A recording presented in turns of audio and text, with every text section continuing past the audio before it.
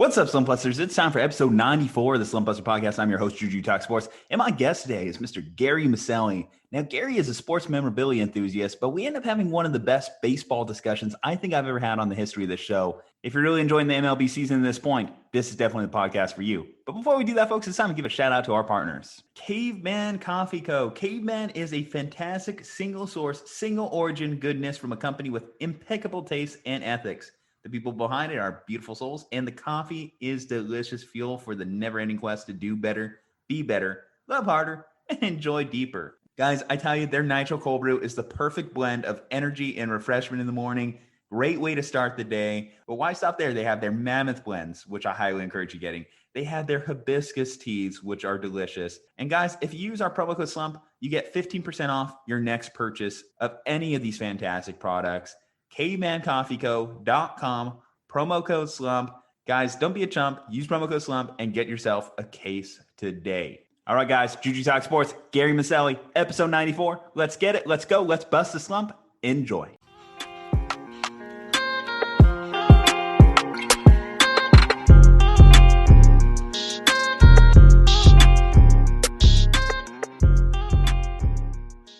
Welcome in, Slumpbusters. It is time for episode 94. I am your host, Juju Talk Sports, and today's guest here to discuss an interesting subject, one that we haven't talked about on the podcast before, Gary Miceli, who's coming in at the right time because I just finished a epic Pawn Stars binge here. So I think talking the subject of sports memorabilia, perfect timing here. Gary, how are you doing today? Good. How are you? Thank you so much for having me. I'm happy to have you. I'm happy to, again, shake things up a little bit. You know, we've been talking draft. We've been talking a lot of current headlines, sports memorabilia, it definitely caught my eye. Now, how did you find yourself getting into the subject, and why do you want to discuss it here today? Okay, so I started collecting memorabilia back in 2002. I started collecting film and television memorabilia, scripts, costumes, props, all that kind of stuff, call sheets, posters, whatever I can get, because I just really, really love this stuff. And this stuff is part of my history. And then I started collecting sports after that, autographs, autographed baseballs, football autographs, any autographs I can get, pieces of game-used items, game-used balls, bats, whatever that I really loved. I just collected and gravitated towards, and I just collected as much as I can. What was your favorite piece of memorabilia that you own, whether that be in film or sports? Oh, God. Oh, my God. Does it have to be a physical item? Doesn't have to be a physical item, but I am intrigued to see what is not a physical item. Okay, my favorite sport of all time is baseball. I was at a game once, and I took my mom to see a game, and she was sitting on the right of me, and I was talking to this family behind me because we were talking, I heard them talking about Mickey Mantle, so I started talking to them about Mickey Mantle, and then I was talking to the grandfather of that group, I think the grandfather, and he was telling me how he met my favorite player. He met Babe Ruth. And as soon as I heard that, I wanted to ask him everything he remembers about meeting Babe Ruth, because we're talking back 70 plus years ago. And I think for me, meeting someone that met my hero, Babe Ruth, my favorite player of all time, is something very special. And there's not many people surviving nowadays that have met him. I wonder what Babe Ruth would think of today's game that's very home run centric. What do you think of the current state of baseball? Since you said you're a big time baseball fan, homers and strikeouts, that seems to define the sport right now.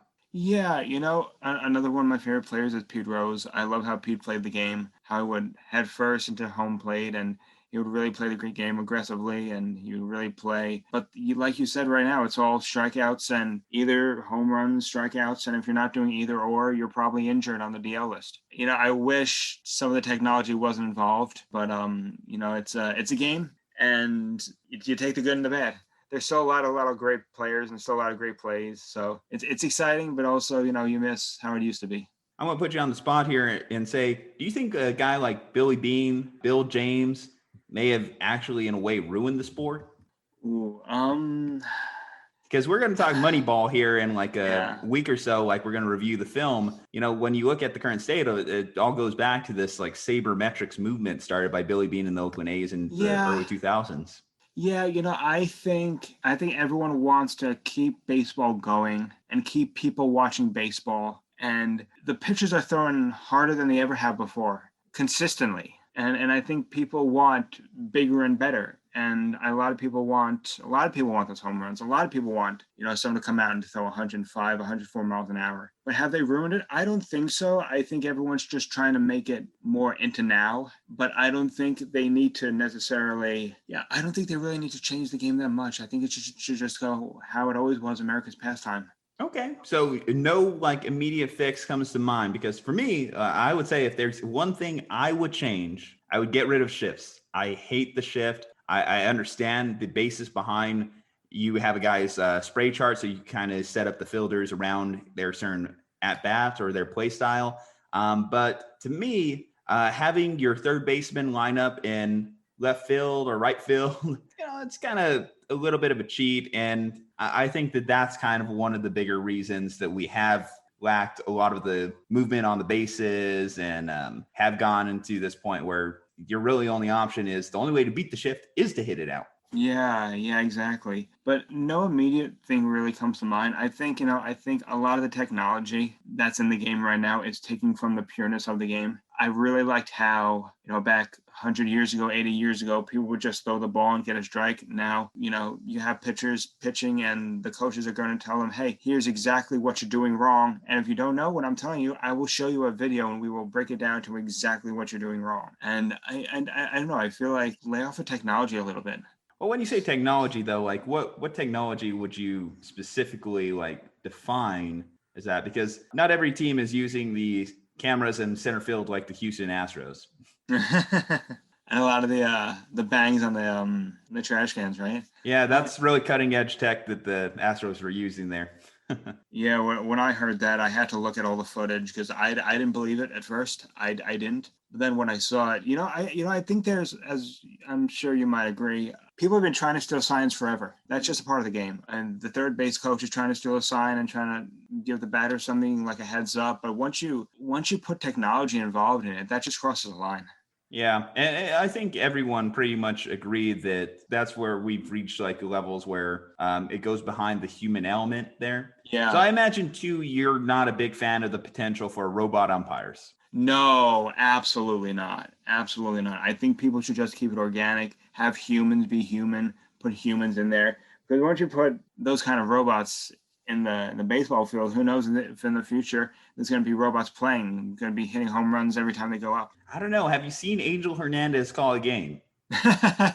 I mean, when I see some of the ball strike calls, I'll admit I'm tempted, but I guess that only goes so far as, is it happening to your team or is it happening for your team, right? Exactly, right, yeah. But, but at the same time, if we have a clearly defined strike zone and you have the human element taking a little liberties with that, then I guess I could see the argument for robot umpires. So I'm not completely opposed to it, but I know baseball is one of the sports that does have a lot of traditionalists, and that's also kind of like led to a lot of pushback there. I mean, it took baseball the longest of any of the major sports to add instant replay. Yeah. Andres Galarraga, I mean, he definitely is a little bit salty how long it took them to get instant replay in there. You remember the almost perfect game there. Oh, yeah. God, that was one of the worst calls I think I've ever seen in any game. I know there was a controversial call earlier this year involving the Braves. Yeah, at home plate. Yeah. So, I mean, I think there is a nice balance to keeping the game going. You have to advance with the times. But I could understand where you would push back a little. I don't think we'll go as far as for cyborg players, but you never know. I mean, I never imagined we'd be where we are today as a society either. All right, well, let's kind of like dive really into the subject that you came on here for. So like I mentioned, you're looking at sports memorabilia. We talked about kind of like your favorite pieces. What would you say is kind of like the biggest draws to this industry? What stuff that really kind of like catches your eye and made you want to really pursue it? Well, I think the draw, not just for me, for everyone, is we spend so much time watching these players on TV. Some of us are watching every game, and we kind of want a piece of that for our own home, and we want to kind of take a piece of that with us. So that's why I think the memorabilia is such a great thing to have. I mean, even though, someone like Derek Jeter signs, thousands and thousands of balls, just having one ball signed by him is something really special. It's still, he had to take a moment out of his time to sign that ball for you. And I think just people want something from their favorite player, something from their favorite team. It could be like a football jersey, it could be a Jim Rice jersey, it could be a Jim Brown jersey, it can be a Tiger Woods club, it could be anything. People just want something they can connect to. And that's what I really, really love about memorabilia, is having a piece that you can be proud of and you can share with your family and share with your friends. How much memorabilia do you yourself own? Oh, wow. Well, with my memorabilia, I like to do projects for myself. I like to say, okay, I want to do this. And then I don't stop until I finish that project. One of the projects I was working on is I said, you know what? I want to get a baseball from every major league team. I want to get a Nationals ball. I want to get a Yankees ball. I want to get a Mets ball. I want to get it all. And now, since everyone was in quarantine, we have access to the internet now more than ever, because we're all on the internet because of quarantine. And so I was able to get every ball. Yeah, those are the things I collect. I love baseballs, football autographs, hockey stuff. Do you have your own little man cave, basically? Yeah, I do. I have a little museum right now. Yeah, I have a 2019 base from the Mets, which is, Pete Alonso's rookie year. Okay, what made you want to pursue that one? Because yes, Pete Alonso's rookie year, but not exactly a glowing year for the Mets organization. No, I love when you can look at players and say, that guy is special, that guy is something. And I think when I first saw Pete Alonso and how he played the game, it reminded me of the hustle that the players have. It reminded me of the passion that he had. A lot of the stuff he had reminded me of how they used to play the game. I love Jacob deGrom. You really don't see him injured all that much. I mean, he's injured, but you don't see him injured like every day. He's one of those people that really go out there and play every day. So I take it you're a Mets fan. You believe it or not, I'm an everything fan. Everything fan. I'm an everything fan. I like every team. Yeah. I buy that, Gary. Sure. I don't know. As a pure sports monogamous here, everyone fan? Come on. Is there ever such a thing? Yeah. Someone asked me that and I said, there's a lot of talent out there on every team. You see Mike Trout, who's just beast right now. He is killing it. And, Garrett Crochet, who made his first appearance last year with the White Sox and those 101, quite a number of pitches, There's a lot of talent on a lot of teams. Okay, so you show more loyalty to players than the laundry they're wearing. Yeah, pretty much. I love talented players, and I love people that really play the game. I love people that go out there every day and kind of play and love what they do. So yeah, I think there's talent on all the teams. I don't necessarily subscribe to one team, although I do. I am in New York right now, so New York and Yankees is hop, skip, and a jump right now. I imagine you probably grew up as a Mets or Yankees fan, I'm sure. Yeah. I remember going into Manhattan when the Yankees won the World Series in 2000 and when they had the giant parade. And I'm telling you, man, I've never seen that many people in the city before in my life. I've never seen that many people in Manhattan. And as soon as we went there, we woke up like at 6 or 7 o'clock in the morning just to get this parade. And as soon as we got there, they had closed the entrance to the parade because there was just too many people.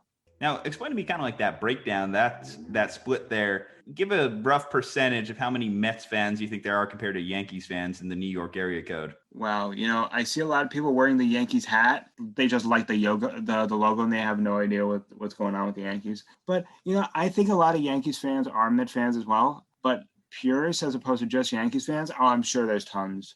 I'm sure, oh, wow, I'm sure there's at least a few 100,000 just with Yankees and a little probably less with the Mets. I feel like more people like the Yankees than the Mets. Yeah, I mean, it's an uphill battle if you're a Mets fan because you're going against the Yankees, 27 rings. Yeah. That every Yankees fan will make sure to let you know that they have 27 rings in their cabinet. A lot of the Yankees people are Hall of Famers, and yet only a few Mets players really are Hall of Famers. But the Mets are on the come up, though. They have a lot of core pieces this year, aside from their GM getting fired for some inauspicious activity. Yeah. But they've done a good job in building that roster out. They have some great young pitching. The Francisco Lindor trade so far has been a little bit of a mixed bag. What do you think of how Lindor's done in New York? I was able to see him play a few times so far during the season. I think he's a great player. The trade, I'm sure, was what it is. It's the business of the game. But I think the trade is, like I said, just the business of the game. I think Lindor is going to come out and be a good player. But for a 13-year contract, What do you think about these 13-year deals, these 10-year deals? We just saw Albert Pujols released in the final year of his Yeah, contract. that's right. I saw that. I don't think he should have been released. I think he's an excellent player. You see every once in a while these people like Bryce Harper and other players like that get an extension on their contract for an exorbitant amount of money. I mean, we see it a lot, $200-something million contract. You know, if they really want to keep him from 10 years and the guy really wants to be like a Yankee for 10 years, I don't see if there's anything wrong with it. But there should be the opportunity for them to say, no, I don't want to play anymore. Yeah, but like if you're the Angels, you're talking about a guy who's looked like he was shot a couple years ago.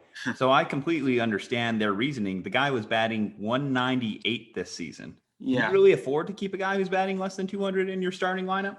I mean, no, but someone like that who's you looked at his career, he's had a really great career, a great long career so far. But I think he could have been just in a long slump. I mean, he could have spent some time with a hitting coach and kind of got back up. But I guess they don't want to take any chances. They want a World Series ring.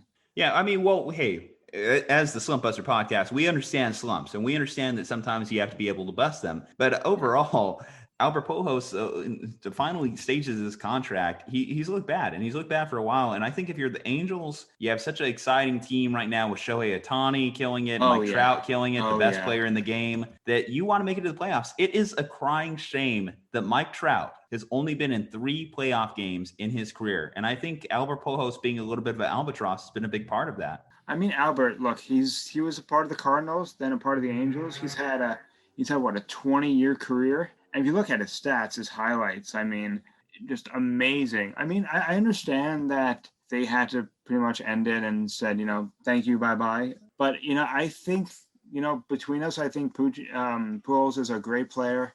If he wants to play longer, I mean, he certainly can. If he wants to, he can. I'm sure somebody is going to offer him something. Well, I think now he could fit into that role of a bench player that people could maybe bring up for pinch hit opportunities, but nothing more, because it's not even like he's a great fielder anymore. The Angels weren't getting 2010 Albert Pujols. They were getting 2021 Albert Pujols. And those players are 2 very different players at their point in their careers. If Albert Pujols aged like Tom Brady, that'd be one thing. But unfortunately, he's aged like milk at this point. Oh, dear. Yeah. Yeah, you know, if I was him, I would just think about coaching right now. I mean, 20-year career, I mean, 667 home runs, over 3,000 hits. If I was him, I'd consider coaching. I mean, he's had a great career. I mean, it's a shame that he won't. It doesn't seem likely that he would cross the 700 mark. That would be a huge milestone, obviously, for any hitter. Yes. And certainly, too, like, let's see, as he climbs up that list, cross A-Rod, Babe Ruth sitting there at 714. Of course, when you look at how he's currently batting, there's no way in hell he would be able to catch Barry or Hank. You know, I think that when you consider, about 30 home runs away? Yeah. Let's see his home run pace the last couple of years. Just do some quick show research here. See, like the last couple of years, he's barely been in the low 20s. So even if you look at his pace, it wouldn't be something that he'd be likely to accomplish this year, unless he just had like an absolute renaissance, just 10 home runs in July, another 10 in August. Yeah, I don't think he's going to be able to cross that 700 mark. You know, never say never. I will say never. I'm sorry. I'm going to say never on this one, Gary. But, you know, I always look back, though. It was crazy whenever A-Rod was not able to pass that 700 mark. Right. That's right. Because he was like in the 690s, I believe, at that point when the Yankees decided to release him, and then no team just offered to pick him up. I think just obviously the headache of potentially A-Rod being in your locker room overwhelmed people at that point. But yeah, I mean, look, A-Rod was a great player. He had 4 home runs away from 700 home runs. But, you know, all these home runs and all these people, like A-Rod did steroids. So if he didn't do like performance enhancing drugs, could he have gotten his whole 696 home runs? I don't know. Let me ask your opinion. Do you think that steroid guys deserve to be in the Hall of Fame? Oh my. You know, I think about this a lot. As the guy who's interested in sports history, I think that this is a big defining piece of especially baseball history. Yeah. You know what? Is everyone in the Hall of Fame right now clean? Probably not. I know someone, I forgot his name, but there was a baseball player in the late 1800s, early 1900s that did a testosterone, not steroids, but did testosterone, and Babe Ruth tried it. And I'm sure other players tried it as well. I mean, you look at Jeff Bagwell and Ivan Rodriguez, both, Jose Canseco said both of them did performance-enhancing drugs and they were in the Hall of Fame. So if you're going to include those, then you got to include the others as well. And I think it goes back to what we were saying as far as players always looking for that advantage, whether that be in sign stealing or in performance enhancing drugs.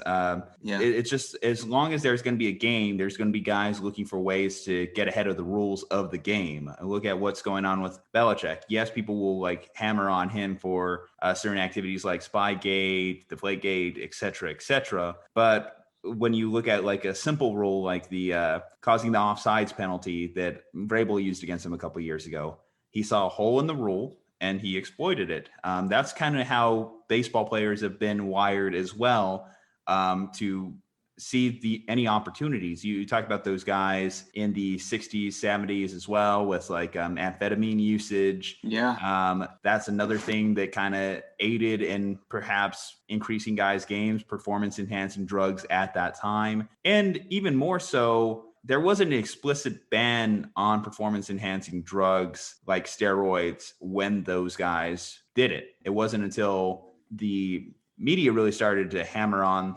baseball that baseball started taking action, because baseball was enjoying their time in the late 90s, the early 2000s. Oh, yeah. That was watch Barry Bonds and Mark McGwire hit home runs. Everyone was excited for those. It was huge. And that's why I always kind of find it a little hypocritical for like guys in the media who come out there and say these guys don't deserve to be in the Hall of Fame, given that they were also writing articles daily when these guys were at their peak of their powers. Yeah, absolutely. Having said all this, I really do think Pete Rose deserves to be in the Hall of Fame. Agreed. I agreed. Most hits out of everyone. He did his betting when he was a manager, and that shouldn't affect what he did as a player. Yeah. What he did on the field was unbelievable. There's no one like him, and there's never going to be another 4,000 hit king. He's going to die the hit king. Hopefully one day they will allow him in the Hall of Fame. Yeah. It looks like baseball is right now at this crossroads where potentially you're talking about your all-time hit leader and your all-time home run leader not being in your Hall of Fame. How does that work? Make that make sense. Yeah, it's crazy. Yeah, I pray that Pete Rose gets in. I think he's more than, like we said, he's more than qualified. But also, if you look at the Hall of Fame right now, the Hall of Fame has been turning into the Hall of Very Good. There's a lot of players that are in the Hall of Fame that are extremely good players, but are their numbers Hall of Fame worthy? Not exactly. Well, let me ask you this. So a couple years ago, there was a little bit of a controversy because Derek Jeter missed the perfect Hall of Fame vote by one person. I know. What is your opinion of that one person who said, you know what, Derek Jeter, Hall of Fame? Nah, the first ballot? Come on. How could you say no to Jeter? I mean, when I was growing up, Jeter was the guy. I mean, everyone had a Jeter t-shirt. Everyone loved Derek Jeter. Even if you didn't watch baseball, you loved Derek Jeter. I mean, he had a phenomenal career. And I think the one person that said no probably did on purpose. They said, I don't want him to get another 100%. And that's what they did. So he got 99.75% of the votes. Yeah, that one seemed a little bit petty, seemed a little bit spiteful in that way to say, I don't think the Yankees deserve another unanimous Hall of Famer after Mariano Rivera got in there on a unanimous vote. But, it's so silly because even aside from the statistics, and Derek Jeter's statistics weren't going to change after his retirement, you just look, like you mentioned, he was the face of baseball. He was the guy, he was the poster child that baseball put out there daily. 5 rings, 3,000 hits. I know you could say he never won an MVP, and that was one of those things that lingers on him. So was he ever the best player in the league at any given time? No, but he was the captain. Number 2, Derek Jeter. Yeah, he was definitely, like I said, when I was growing up, he was the player. And then if you look at his stats now, if you look at his hits, his home runs, he was an extraordinarily good player, a gentleman on and off the field, always signed autograph for kids, always was oriented with speaking with his team and said he was a team player. And he was one of those players that it wasn't all about him. It was about the team. It wasn't about Jeter. It was about the Yankees. It's funny, too, now that he's a partial owner of the Miami Marlins, a lot of people have wanted to change his legacy there, too, but come on. How you can't hold the guy responsible on his playing career for how bad of an owner he's become. Yeah, I mean, but I'm sure he'll go down in history as one of the world's. I think, in my opinion, the best shortstop in the last 20 years for sure. Yeah, that would be kind of the tough thing to say. So best shortstops in history versus best shortstop in the last 20 years. Yeah, I mean, at one point, if you really want to get down into it, at what point do we separate A-Rod from being a shortstop? Because you would say Yeah. best shortstop in history, A-Rod. If you look at just the pure numbers there with the home runs added in there, that would be a very compelling debate there. Certainly a lot of other talented shortstops over the years as well. Honus Wagner, I mean, Ozzie Smith, Ernie Banks, Cal Ripken Jr. I mean, there's a lot of great talent, but definitely to define the 2000s as a shortstop had to have been Jeter. Yeah, I think, yeah, that it's just if you were to make an all-time lineup, yeah, that's the thing is Derek Jeter, would he be the all-time shortstop? Probably not, but definitely in the last 20 years, like I can't think of a better candidate to fit that mold. Yeah. But then again, some of these new kids coming out are just electric as well. If they can maintain their batting average, maybe they can be in that Derek Jeter tier. Yeah. I mean, I pray Aaron Judge gets healthy and stays healthy. You know, we'll see. Did Aaron Judge officially get his tooth gap fixed? Because yeah, I saw that recently. He got it fixed, and believe it or not, he looks different for some reason. Well, I would anticipate so. Like, it's became somewhat a iconic thing for him in the same way Michael Strahan. What is that with talented New York athletes and having to have some sort of dental abnormality? You know, when I started seeing the Aaron Judge merchandise, everything had the tooth gap. The plushie had the tooth gap. The photos, everything, the little Pez dispensers, everything had the tooth gap. But now he got it fixed, and I'm sure he has more confidence than ever, so good on him. Yeah, to be a talented young baseball player in your 20s with millions of dollars in your back pocket, be what, 6'6", like Aaron Judge is, built like an absolute tank, and now have perfect teeth. Yeah, I'm not jealous. The cover of Sports Illustrated, the cover of the Major League Baseball video game, the endorsements he has, I'm sure he's very happy. And I think that's kind of the power of being a New York Yankee too, to kind of add more fuel to the fire. As far as if you're the face of the New York Yankees, it's very easy for you to be the face of baseball, I would say. Oh yeah, absolutely. The Yankees they're so loved by all people from all over the world. Everyone knows the Yankees. You know, even though we mentioned his name earlier, Mike Trout, to be the best player in baseball. Talk about that last 20 years. I would say Mike Trout might be, I don't know. I guess you got back end Barry Bonds in there. Yeah. Too. But, you know, Mike Trout's certainly putting himself into that tier when you just look at the five-tool player aspect. But he's never been the face of baseball because, you know, obviously the playoff success isn't there. Even just playing in playoff games isn't there. And overall, he's just not a very vocal guy. He never puts himself out there as the face of baseball. So I think that's also been like one of the things that baseball's missed, like someone to really rally behind. It could have been Bryce Harper, but Bryce Harper's like image just kind of went to hell a little bit too the last couple of years. Well, Julian, I have a question for you as well. Go for it. The players that we look at now, give me the top 5 players that you think are going to be in the Hall of Fame. Okay. Well, obviously we'll start it off with Trout. Yeah, absolutely. There's no question. Current players going down the list, you would say Clayton Kershaw is going to be in there. Yeah. I would also put Max Scherzer. Yep. So most of my guys are going to be kind of old guys, but they're definitely Hall of Famers. Max Scherzer is going to be in there. Justin Verlander is going to be in there. So that's 4. Let me see about my 5th guy. I could be biased. I could be biased and say Buster Posey. Buster Posey might be a fringe candidate just because he's missed a year. He's looking like he might get his second comeback player of the year trophy here soon, but he's been one of the best catchers recently. Oh, there's the easy one. Yadier Molina. Yeah, absolutely. So that's definitely 5, but those are all older guys. When I look at younger guys who have displayed Hall of Fame talent, I like this Ronald Acuna kid. I think that he definitely has an opportunity to be a Hall of Famer. Cody Bellinger, if he could stay healthy, is definitely that level of athlete as well. Like you mentioned, like DeGrom's kind of fringe. Is he an old guy? Is he a young guy? He's kind of in that middle, I would say. I think he's 32, but I'm telling you, when DeGrom is on the mound, it's pretty much lights out. Yeah, if Pete Alonso keeps up this home run pace, he's showing that he could be in that level as well. Let me see. Who else out of these young guys do I like that has shown Hall of Fame ability? Bryce Harper, you know, I would say Bryce Harper will be one of those guys that if he continues on this pace, right? So his numbers have he's been kind of going a little bit downhill.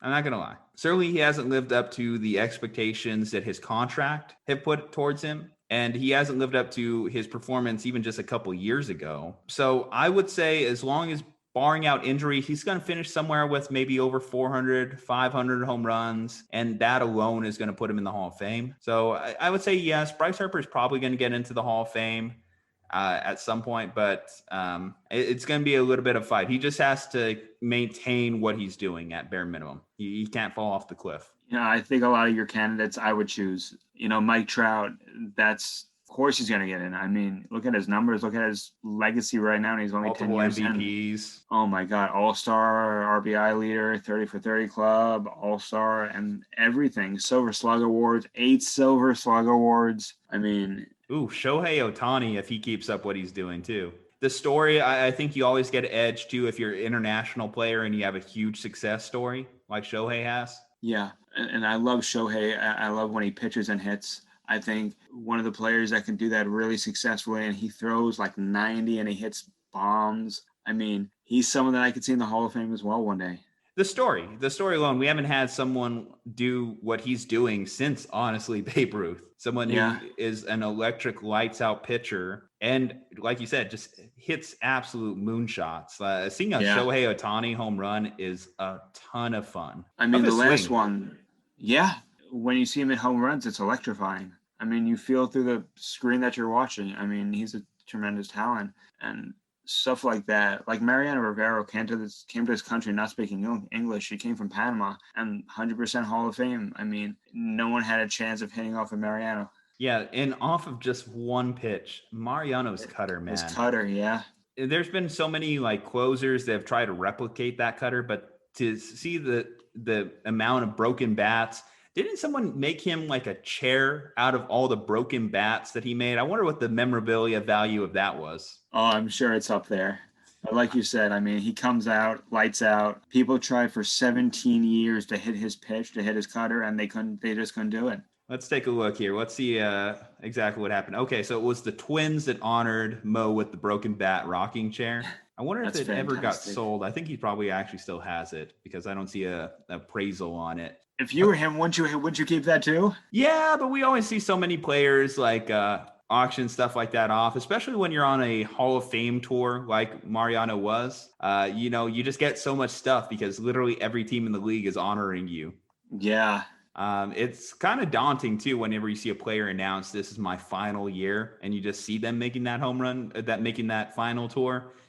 Similar to Mo, obviously everyone was doing it with Jeter too, and that just goes back to both those guys' legacies in baseball, that they commanded that much respect. If Albert Pujols had been able to stick in there a little bit longer, he might have had like a similar farewell tour as well. Yeah. Do you think he's going to go in the Hall of Fame? Oh, absolutely. Even though he came up during that steroid era, he was never popped on steroids. So that already adds to his legacy. As we mentioned, he's top 5 or top 6 in home runs all time. So that alone puts him in the Hall of Fame. Yeah. And 3,000 hits. We haven't seen a 3,000 hit guy in a while, or we don't know who the next 3,000 hit guy is at the moment. That's kind of like one of those things like, will there be a 300 game winner again? Will there be another 3,000 hit guy? That is some of those stats that like you look at and you're like, man, hopefully those don't become things of the past. Yeah, I hope. But I'm pretty sure that I don't think anyone's going to break Pete Rose's 4,000 hits. No, that's not happening because the guys don't make contact enough in today's game. Right, because the pitchers are just too fast. I mean, 85 miles an hour. We're used to 85, 80, 85. Now they're all throwing in the 90, 92, 93 consistently. We've seen a lot of guys have hot starts and get close to hitting in the high 400s. But even that, like 400 batting average, I think that's a thing of the past that will never be achieved again. Do you think there will ever be a 300 game winner again? I don't think so, because I think as time goes by, more and more pressure gets on these players of staying healthy and doing this and doing this and doing this. And I just don't think a lot of these records I think are unbreakable. Yeah, and it's disappointing. I think too, what adds to that obviously is the baseball analytics say that, hey, a guy can only really go through a rotation or go through a starting lineup 2 times, and on the 3rd time, the batting average goes up. So you have situations like last year's World Series where Blake Snell gets pulled, even though he's absolutely dominating the Dodgers lineup. What did you think of that call? I thought it was ridiculous. He's one of the best Dodgers players. One of the best Rays players at the time. Yeah. I mean, look, I don't see why these people pull really great players out. I don't know. I think it's stupid.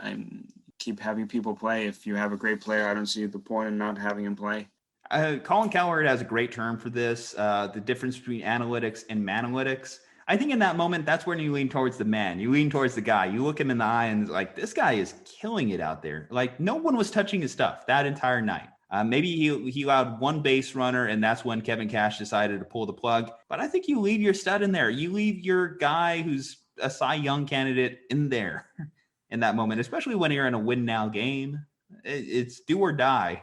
I mean, as you know, these pitchers are pitching so fast, and it's so hard for a pitcher not to make an error, not to make a mistake, and they have to be on top of their game every single time. And for some player to do that, it's extremely difficult. Just revisionist history, I would say Kevin Cash in that moment, you never know if you're going to be back there as the Rays organization. So you have an opportunity to win the World Series. You do everything you can in that moment. But at the same time, I will counterbalance it and say, you realize we've had 4 no-hitters this season? 4. Yeah, I saw that. This is the earliest in baseball history that we've achieved that level. Why do you think might be contributing to the early surge of no-hitters we've seen? Oh, just phenomenal pitchers. Just fantastic players on the mound. These players are unbelievable, and they're pitching well, and they're throwing no-hitters. But like we said, at the same time, I mean, they're pitching faster and faster and faster. So I think with time, these pitchers are going to throw even faster maybe one day. They're maybe 105 miles an hour each time. And it's really hard for somebody to hit a ball going at you 100 miles an hour. So I think that definitely contributes to it. Well, kudos to the managers in those situations for not pulling their guy, Kevin Cash, because I do think that is a historic moment. But at the same time, do you think that devalues a no-hitter? I understand like Kevin Cash, like these managers have to do what they think is the best for their team at the time and what's best to win. But sometimes I think they might be wrong. I think a lot of times they're probably wrong. Yeah. I don't know how many more no-hitters we're going to see, but seeing some of these is like as you know, it's really exciting. It is. Have you watched a no-hitter start to finish? Have I? Yeah. Like live? Oh yeah. Not live. Not TV, live in attendance, but at least live on TV. Yeah. Oh yeah. Watching from first pitch all the way to the end, you're just at the edge of your seat. Oh yeah. You have that like ball in your throat, like when you're about to cry almost, you get that lump in your throat. That's kind of like how you feel like whenever we're watching one. I remember as a Giants fan watching Jonathan Sanchez in 2009 throw a no-hitter.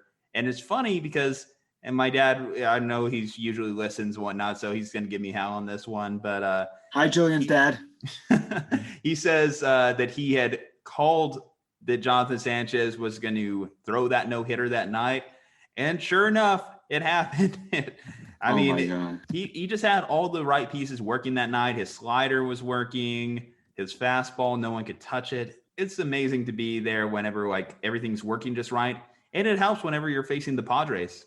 That was in 2009, correct? 2009 Padres, which it's very different from the 2021 Padres. Let me talk to you about the NL West a little bit, since we're really just on a baseball discussion at this point. Who do you think is going to come out on top in the NL West? Because surprisingly, my Giants are on top of the NL West standings with the Padres and Dodgers trailing. But everyone's been talking Dodgers and Padres mostly. How do you think this division is going to shake out? Oh, wow. If I had a magic 8-ball or if I had a psychic, I could tell you, but I have no idea because like you said, the Rockies have some good talent. I don't know about the Rockies. I was just watching the Diamondbacks. I saw the Diamondbacks last night versus the Mets. I mean, even though the Mets won, the Diamondbacks have talent. I mean, there's a lot of talented people in a lot of these different places. I mean, Will Smith with the Dodgers, I really enjoy watching. So, we never know. You never know. It ain't over till it's over. Yeah, I mean, it's a long season, 162 games for sure. And I'm glad that we have a full season again. I guess I'm in this respect more of a baseball purist. I like the feel of a 162 game season, but at the same time, there's a lot of movement towards shortening the season. What do you say to those people? No. Just very simply no. Last year was 60 games, World Series, but to me, the World Series, I feel like, I don't know, if I was one of the players, I would say, could I get at least half a ring? Because they really didn't play a full season. Hey, I'm all with you, Gary. Discrediting the Dodgers, that is what I like to do for a living. So let's go ahead. Let's go all in on that. Clayton Kershaw, you get half a ring. You know, I love the Dodgers. I enjoy watching them. I went to California a few years ago and saw them live and saw Will Smith's rookie year. But I mean, if I was the Dodgers, I mean, I would just feel kind of like all these players are playing 160 games, then winning the World Series. I don't know how I would feel after 60 games just getting a ring. Yeah, well, you know, I think if you're the Dodgers players, though, and given that they've been on the precipice of a World Series title for so long anyway, they were the preemptive favorite going into the year in 2020, regardless of COVID-19 or players opting out. The Dodgers were the favorites going into the year.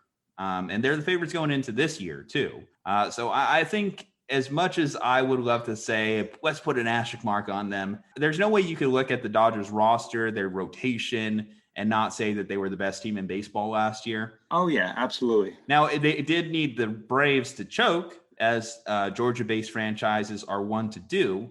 3-1 lead, man. I couldn't believe that when that happened, especially because the Braves have such a great little lineup themselves between Freeman, Acuna, some of the other kids they're bringing up, Dansby Swanson. So I was disappointed when the Braves blew that one, but were you surprised?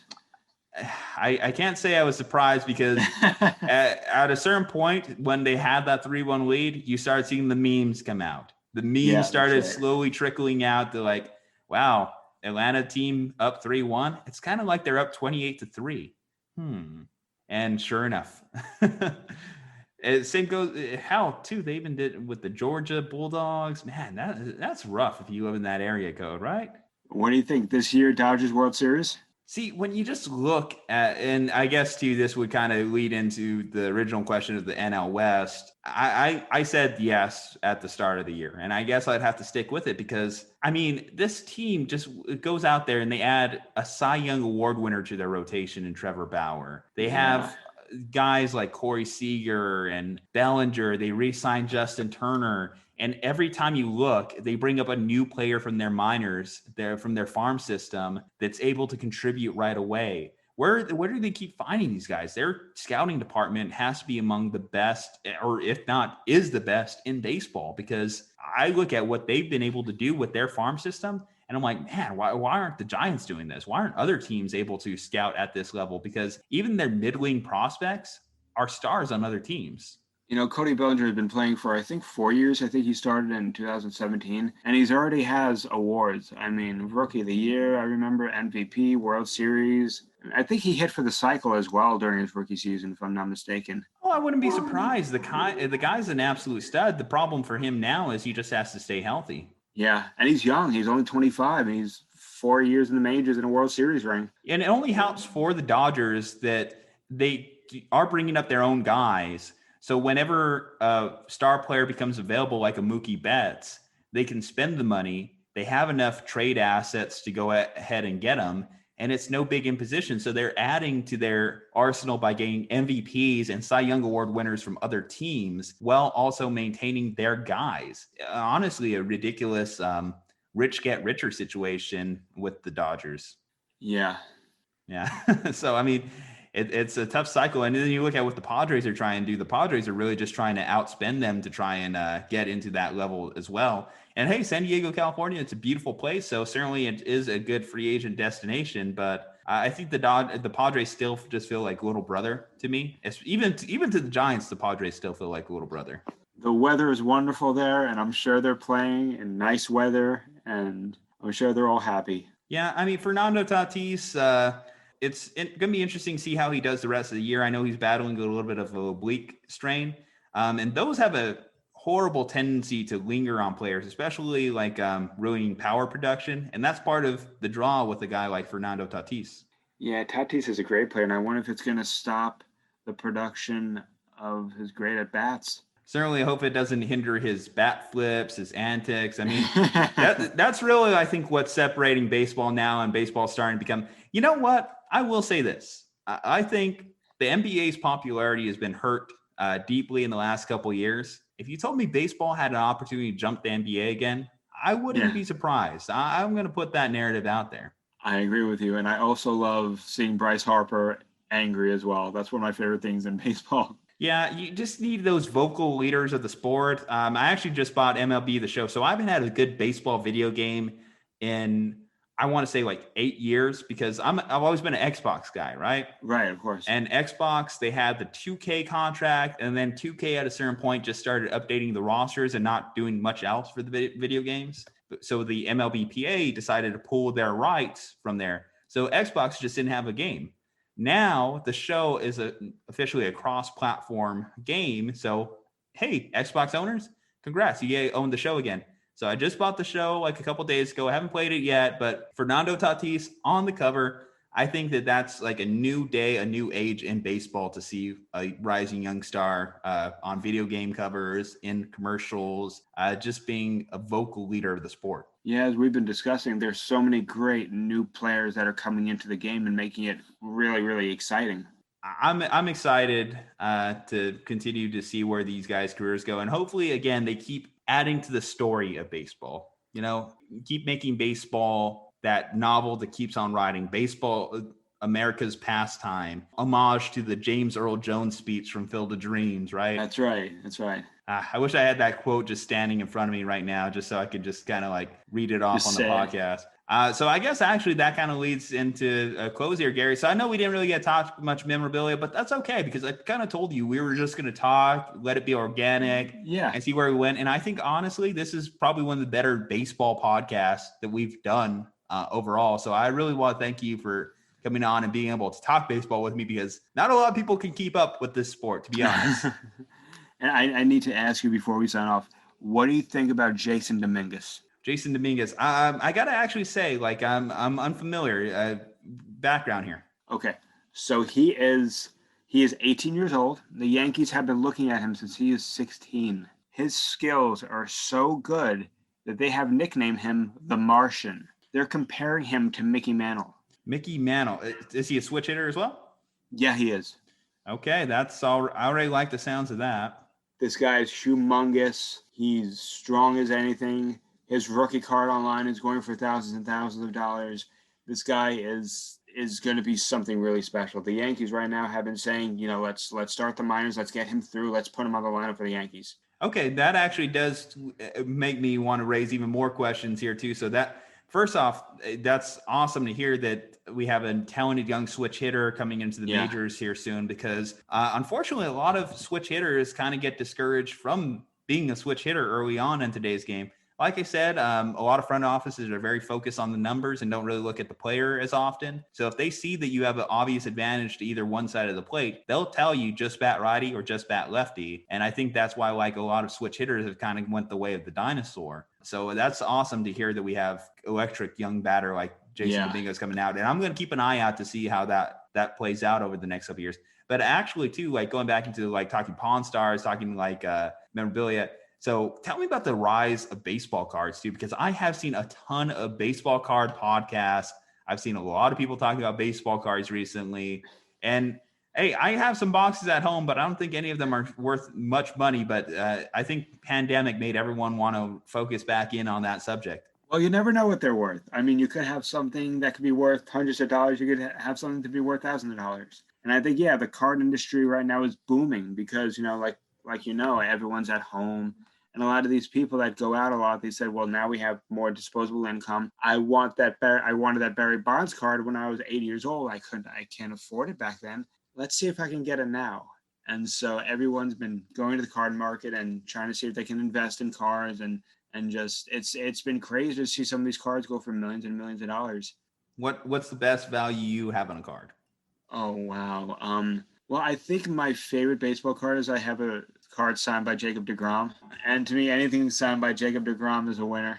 You know, the funny part about that is I hear sometimes that actually having memorabilia signed sometimes devalues items. Is that true? Yeah, yeah.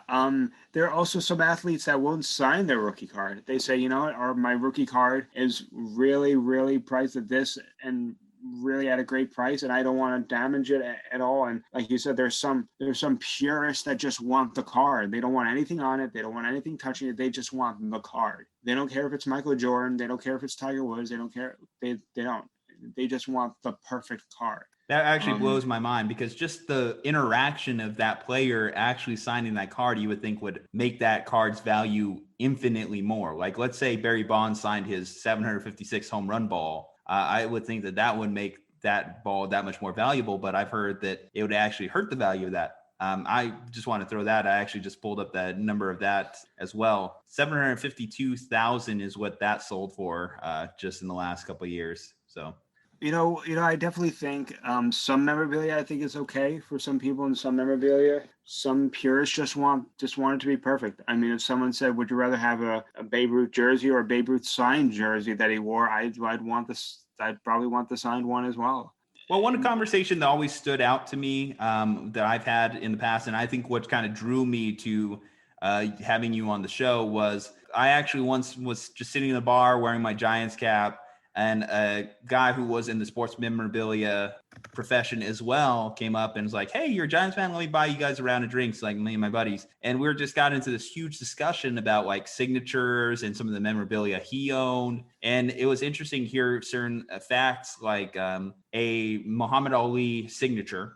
One of his prized possessions was a Muhammad Ali signature from the 80s. And to hear that his value of his signature in the 80s was so much more than when he was still alive in the 2000s, because by that point, Parkinson's had kicked in and his signature had lessened to half of what it was. He used to have this long, elegant signature, and with Parkinson's, it was half of that. So that certain discussions, hearing like stuff like that always kind of makes it an interesting subject, like how we attribute value to items. Yeah. And I think it all comes back to, it's a memory. I mean, having a Brett Favre signed jersey up on your mantle and in your man cave, you look at it and you say, I remember when I was a little boy watching that, and now I have a memory of it. And people just want a piece of these players. And they're willing to shell out big time money to get it. But like the Lord of the Rings, we have multiple endings on this show here. So multiple fake endings. But it's okay, because, Gary, I got to ask you before we close on the show. So it's always a tradition that we ask all our guests here. And we kind of talked about Field of Dreams potentially. But okay. So not pressuring you into making this the answer. But what would you say is your favorite all-time sports movie? Oh, wow. Rudy is up there. The Sandlot is up there. I just watched the one with Thomas Jane and about Roger Maris and his home run. Oh, 61? Yeah, I just watched that. That was an excellent movie. Yeah, it's kind of a shame Roger Maris really only had that 1 year, though. And we've talked about guys who are they Hall of Famers? He should be in the Hall of Fame. You think he should be in the Hall of Fame? Absolutely. But again, you're really just equating that one fantastic year. Do you think that is enough to overwhelm the rest of his playing career? Well, no, but I think that year definitely should be enshrined in Cooperstown so that kids can come up and see what he faced that year. Pretty sure it is, right? Pretty sure it is in some form or fashion. Probably. I haven't been to the Hall of Fame in a while, but I do think there should be a wing that is attributed to just stories about how athletes overcame things and different stories and whatnot. Not necessarily be Hall of Famers, but just their stories are Hall of Fame worthy. Well, Gary, what are some things that you're working on? And obviously, we know we want to try and give you a little bit of a following here too. So, plug anything that you'd like, my friend. Oh, wow. You can follow me on Facebook. I'm sure you can put my Facebook in the description. And that's really all I have is Facebook. I don't do Instagram or Twitter or anything like that. I just do Facebook. I think you got to change that, man. You want to talk some more memorabilia? You want to get some items out there? I think, you should get that social media following. I don't know. I'm just going to make a Gary Miceli Instagram page, whether you choose to hit me up for the account access or not. That's fine. That's up to you. But no. All right. Well, Gary Miceli on Facebook. I'm sure there's not many Gary Miceli, so should be easy to find listeners. Other than that, guys, you know where to find us. You're listening to the podcast, but are you subscribed to the podcast? Closing in on 1,000 subscribers on YouTube. We appreciate you guys hitting that subscribe button. But hey, 1,000 is just a start. We're going to 2,000 next. We're going to 3,000. Keep the love going at Slumpbuster Podcast on IG, at Slumpbuster Pod on Twitter. Come for the memes. Stay for the pod. Don't be a chump. Use promo code SLUMP and save yourself some money at cavemancoffeeco.com. Bust the Slump with Caveman Coffee Co. Guys, I need to stay safe, happy, and healthy, and we'll see you on the next one.